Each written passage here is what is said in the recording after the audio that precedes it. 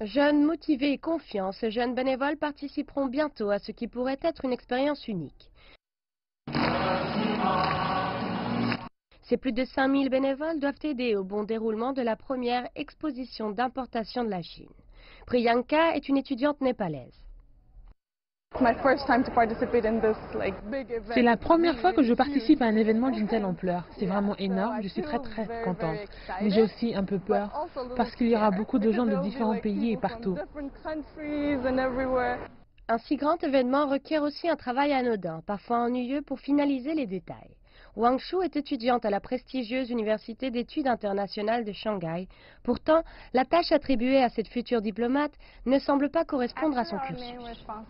Notre responsabilité est de récolter les informations et vérifier les informations sur les certificats pour ensuite délivrer les certificats aux participants. Le bureau de cette équipe n'est pas situé dans l'enceinte de l'exposition, mais dans une structure temporaire. Il y a les participants, les acheteurs et les journalistes. Il y a de nombreux types de certificats.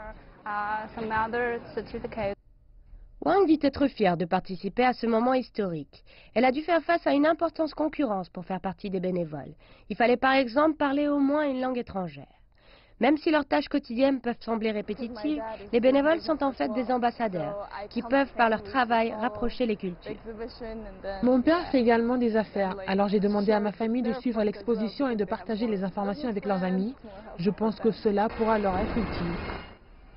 Mes conversations avec ces bénévoles me rappellent ma propre expérience de bénévole il y a 10 ans, lors des Jeux Olympiques de Beijing en 2008. Des centaines de milliers de bénévoles ont rendu possible ces Jeux qui sont devenus une étape majeure de l'ouverture de la Chine. Mon travail quotidien consistait alors à aider les étrangers au moment de l'enregistrement à l'hôtel. Même si beaucoup a changé en Chine depuis 10 ans, la jeunesse, la motivation et la confiance des bénévoles demeurent intactes.